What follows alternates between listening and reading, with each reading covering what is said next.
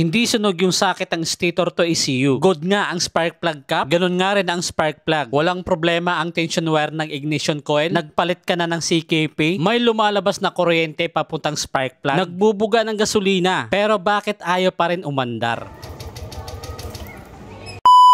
Yan mga bossing, andito po tayo sa Binondo, Manila para ayusin itong Aerox 155 na version 1 na hindi umaandar mga boss.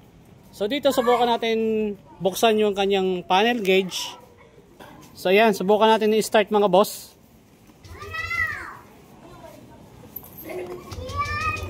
So yan, hindi siya umaandar mga bossing, pero wala siyang error 12, no? Ayan. So tingnan natin yung kanyang battery. Ito, 13.4 mga bossing. 13.4 yung kanyang voltahe. So goods na goods yung kanyang battery mga bossing. Kayang-kaya sana ito umandar, kaso kapag pinupush start, ganito lang yung nangyayari mga boss. Pakinggan nyo. Ayun sir, pasuyo nga ako sir. Yan. Sige sir, thank you. So mga boss, kanina hindi lumabas yung check engine, ngayon lumabas na yung check engine with error 12. Ayan mga bossing. Una kong sinilip yung socket from stator to ECU. Hindi naman sunog. Okay rin naman yung spark plug cap. Nasa tamang kondisyon din ang kanyang spark plug. Pagdating sa tension wire ng ignition coil, kitang-kita yung tanso. Ngayon, ibabalik ko muna itong pinagtatanggal natin para mapakita ko sa inyo kung ano yung ikot ng magneto, para malaman natin kung ano yung pyesa na papalitan. So ito mga boss, yung magneto ng Aerox. So, i-on muna natin yung susian. Okay. Yan mga boss. Tapos dito tayo magbabase kung ano yung piyesa na tutumbukin natin kapag ganito. Okay. So ayan. Start natin mga boss.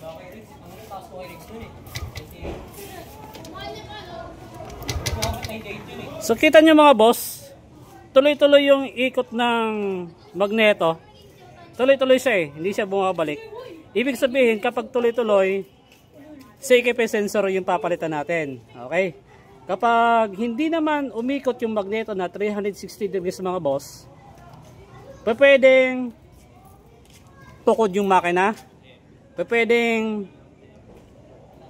kumalas yung fan belt, tumukod dun sa gilid, at yung pinakahuli, sunog yung socket ng stator. So dito mga boss, dahil umiikot siya 360 degrees, ayaw lang mag-start. Ayan o. Automatic CKP sensor yung papalitan natin. Okay? Sa stator, bukod sa marumi, nakababad pa yung langis. Ay mga boss, kita nyo, sobrang kapal ng dumi oh. Kung mapaikot na sa CKP sensor. So dito mga boss, makikita natin yung L-seal dyan sa gilid. Babaklasin natin, tapos papalitan natin ng bago. Kasi, ayun oh. Hindi naman siya ganun kalakas, pero matagal na tong nagilik tong L-seal dito sa bandang magneto na side, kaya hindi lang siguro napapansin ni sir. Okay, so kung sakaling nagkakaranas kayo ng ganito mga boss, nagilik yung oil nyo sa gilid, automatic magpalit kayo ng oil seal kasi masisira talaga yung CKP sensor nyo. So linisin natin yung mga bossing, kasama na rin itong stator, pinturahan na rin natin yung magneto at linisan. Okay, so at syempre magpapalit tayo ng bagong CKP sensor. Okay, alright.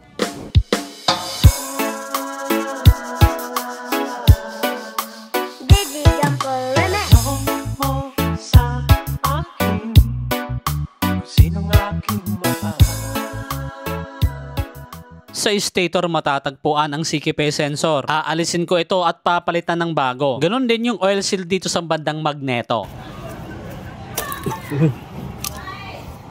Ito mga bossing oh. Okay. So palitan natin yan. So ito yung ipapalitan natin mga bossing, Yamaha rin.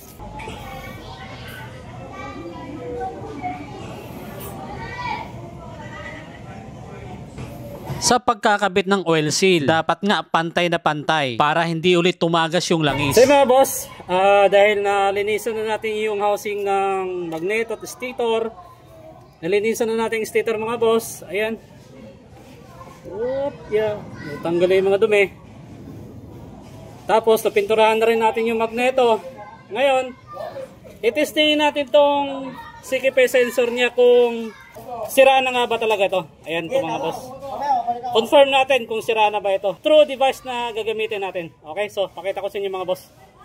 So mga bossing, ito na yung device na ginagamit natin kapag nag-test tayo ng CKP sensor na sira na, pasira pa, o kaya naman yung bagong bili nyo sa online market. Kasi hindi nyo masusure yan na working ba talaga yung, or 100% nag-work yung CKP sensor nyo. So salpak na rito mga bossing yung kanyang stock. Okay, yan. So dapat pag on natin sa device, walang iilaw. Kapag walang umilaw mga boss, ni isa dyan sa apat, ibig sabihin working. 100% working. So ngayon kapag in-on natin yan at may umilaw, ni isa, ibig sabihin, good yung CKP sensor, pero may time siya na pumapalya. Yung aandar, mamamatay, aandar, mamamatay. So check natin mga boss. So dito, pag on pa lang natin may dalawa. Hole 2 tsaka hole 3. Ano? Iilaw lang yan kapag tinusok natin ng magnet. Parang ganito. Ayan. Kasi yung ating stator, umiikot yung magneto dyan. So dapat ganito siya. So dito wala na talaga mga boss oh. Ayan. So may umilaw, hole 1. Kaso pag release natin ng magnet, hindi nawawala yung ilaw. Pulser, wala na talaga mga boss. Pulser, wala na. Dead na yung pulser mga boss. Okay. Ayan. So, stock up yung ilaw niya mga boss. So, ngayon, dito pa lang, confirm natin na sara na yung CKP sensor na nakakabit dito sa Aerox 155. Ngayon, mga boss, dahil natest na natin to, ngayon, ipapakita ko naman sa inyo yung CKP sensor na madalas kong kinakabit sa Aerox 155, NMAX, o kaya naman kahit sa Honda. Okay, meron pang Honda dito mga boss. So salpak natin to ano, para makita nyo. Alright, ayan. Ayan mga boss. Okay, so ito yung ating ginagamit kapag nagpapalit tayo ng CKP sensor. Okay, so again, kapag in-on ko, dapat walang iilaw. Kapag walang umilaw, ibig sabihin yung CKP sensor na ipapalit natin, itong CKP sensor na to, walang problema, 100% working. On natin. Di ba mga boss, kita nyo? Iilaw lang siya kapag tinusok natin ng magnet. Ganito lang siya mga boss. Yan. Di ba? Parang nag-trigger ka lang ng ilaw. Ilaw ng bahay, on off lang. Yan o. Di ba napaka solid? Pulser. Ayan o. Yeah. So dito pala mga boss, alam nyo na yung CKP sensor na ipapalit natin dito sa Aerox 155 na guarantee 100% working. Okay, so may mga na-experience kasi ako mga boss, kahit bago yung CKP sensor, bagong bili sa online, pag tinetest ko, pag in-on ko yung device, may umiilaw. Halos lahat sinubukan ko mga boss na mga CKP sensor kasi hindi ko kasi pwede ikabit yun mga boss tapos magbabayad yung customer na buo tapos yung ikakabit ko pala na sensor although na bago pero may problema. So pangit naman yung mga boss, kaya ito pinapakita ko sa kanila, sa mga customer ko, na yung mga CKP sensor talaga na kinakabit ko is 100% guarantee working. Ayan mga boss. So ngayon ikabit natin to sa stator tapos lahat ng mga pinagbabaklas natin mga boss, ikabit natin para mapaandar natin yun. Para matesting natin yung motor kung aandar na nga ba at mawawala yung error 12. Okay, so tara, let's go.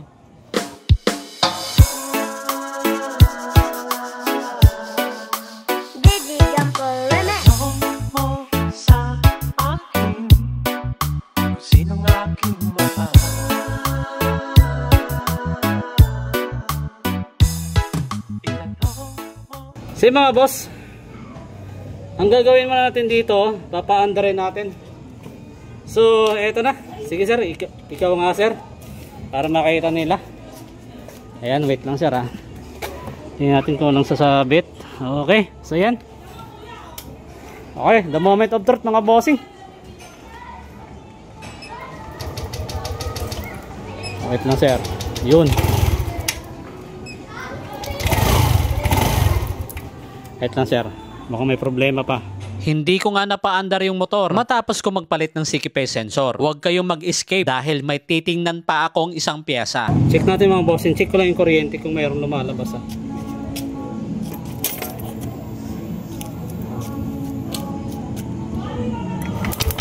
Meron. So walang problema sa kanyang kuryente, ano? Subukan natin magpalit ng spark plug mga boss. After ko magpalit ng spark plug, hindi pa rin umandar yung motor. Nag-check ako sa gasolina at nag-i-spray naman ito. Yan mga bossing, napansin nyo naman kanina nung in-start natin, hindi umandar yung motor. So kapag pinipiga yung throttle, saka lang siya umandar. Pag binibitawan, mamamatay yung makina. So yung problema doon mga boss, kapag ganon, nagawa nyo na lahat, nagpalit na kayo ng CKP sensor, naglinis na kayo ng magneto, nag-check kayo ng wiring from stator to ECU, wala namang sunog, tapos meron namang gasolina na lumalabas papuntang injector at merong lumalabas na kuryente galing ignition coil. So kapag ganon mga boss, ayaw pa rin umandar, puntahan nyo na yung IEC sensor. Yan mga boss, yan yung IEC. Nung binaklas ko nga ito, stock up nga ang kanyang spring. Pagdating naman sa IEC valve, hindi nga ito nakakaikot dahil sa sobrang kapal ng dumi. So ngayon mga boss, yung dating hindi umaandar kapag pinapush-start, eto na. Sir, pasuyo ako sir. Ayan, the moment of truth mga boss. Okay. Yun!